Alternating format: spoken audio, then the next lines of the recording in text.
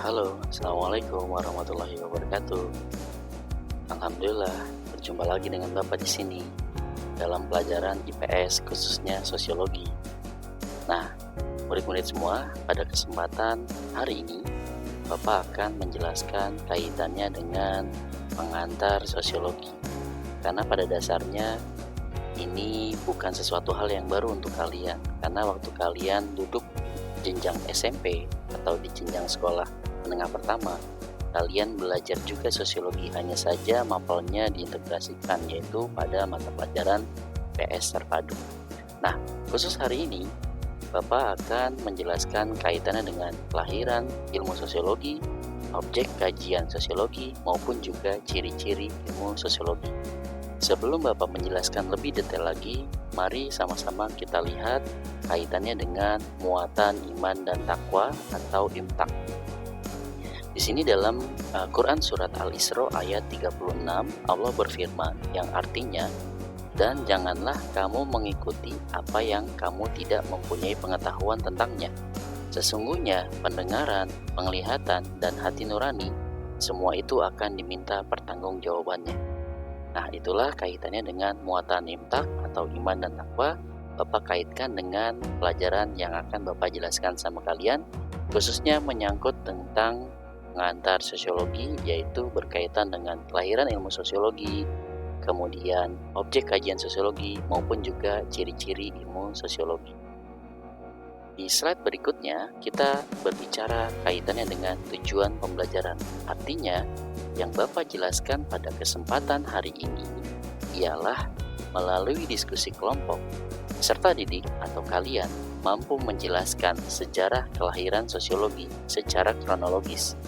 Kemudian menyebutkan objek kajian sosiologi maupun juga ciri-ciri sosiologi, sehingga kalian dapat memahami secara kritis, kreatif, kolaboratif, dan komunikatif dalam pembelajaran.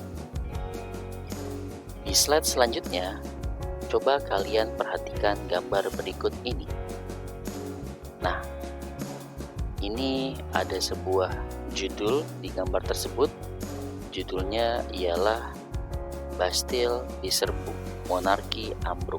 Pertanyaannya ialah, apa dampak perubahan ini terhadap masyarakat? Kita ketahui kalau berbicara Bastille, pasti ini ialah simbol kekuasaan daripada pemerintahan absolut di negara Prancis sekitar tahun 1700-an. Artinya, apakah dampak perubahan ini terhadap masyarakat? Artinya, apakah dampaknya besar? Apakah dampaknya sedang-sedang saja? Ataukah justru dampaknya kecil?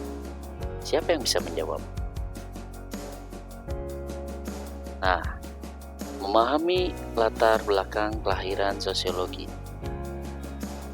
Sosiologi secara etimologis berasal dari dua suku kata, yaitu sosios dan logos.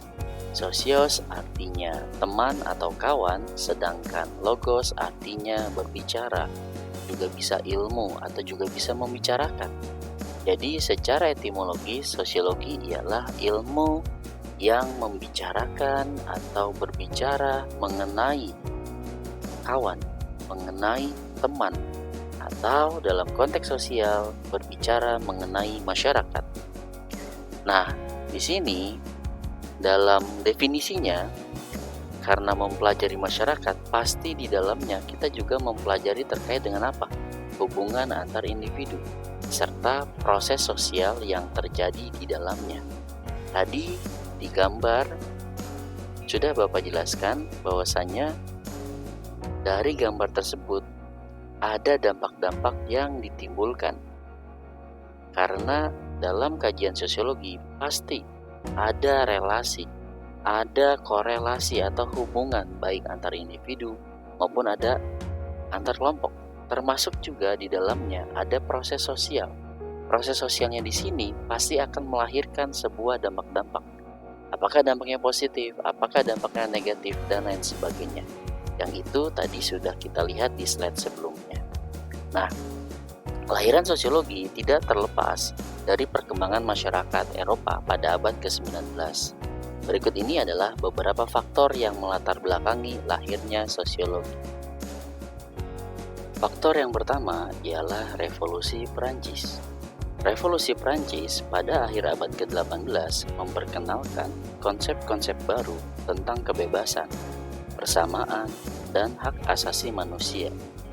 Selain itu, perubahan politik dan sosial yang radikal ini mendorong para pemikir untuk mempelajari dinamika sosial dan dampaknya terhadap keteraturan sosial. Kita ketahui bersama, salah satu tokoh atau pemikir yang mempelajari kaitannya dengan dinamika sosial serta dampak-dampaknya, salah satunya ialah Auguste Comte, seorang sosiolog yang berasal dari Prancis. Faktor yang kedua, yaitu terkait dengan kelahiran ilmu sosiologi, ialah pemikiran positivisme. Auguste Comte yang dikenal sebagai bapak sosiologi memperkenalkan pendekatan positivisme yang menekankan pada penggunaan metode ilmiah untuk mempelajari fenomena sosial. Comte berpendapat bahwa masyarakat dapat dipelajari dengan cara yang sama seperti ilmu alam. Kita ketahui bersama, dalam pemikiran Comte, ini kita kenal dengan konsep hukum 3 tahap, di mana ketiga tahap itu terdiri dari yang pertama, teologis, yang kedua, metafisik, dan yang puncaknya ialah positivisme, yang tadi sudah Bapak jelaskan sama kalian. Selain dua faktor tadi yang melahirkan ilmu sosiologi, ada faktor lainnya, yaitu apa? Yaitu revolusi industri. Kenapa revolusi industri melahirkan ilmu sosiologi? Karena di dalam revolusi industri, perubahan-perubahan yang terjadi sangat-sangatlah cepat yang menyebabkan ada dampak-dampak yang dimunculkan, semisal kemiskinan, munculnya buruh pabrik, pengangguran, kejahatan, dan lain sebagainya. Nah, itulah salah satu faktor-faktor lahirnya ilmu sosiologi. Di poin berikutnya, kita ngebahas terkait dengan objek kajian sosiologi, di mana sosiologi memiliki objek kajian yang luas, tetapi secara umum dapat dikelompokkan menjadi dua bagian utama. Yang pertama ialah berkaitan dengan hubungan sosial. Sosiologi mempelajari berbagai jenis hubungan yang terjadi, baik antar individu maupun juga antar kelompok di dalam masyarakat. Ini termasuk hubungan antara individu, kelompok, dan institusi atau lembaga. Contohnya, hubungan sosial adalah interaksi antara teman sebaya atau peer group, hubungan dalam keluarga, maupun juga hubungan kerja dalam sebuah institusi atau lembaga. Yang kedua, terkait dengan objek kajian sosiologi, yaitu struktur sosial. Sosiologi juga mempelajari struktur sosial, yaitu susunan dan pola yang terorganisir dalam masyarakat.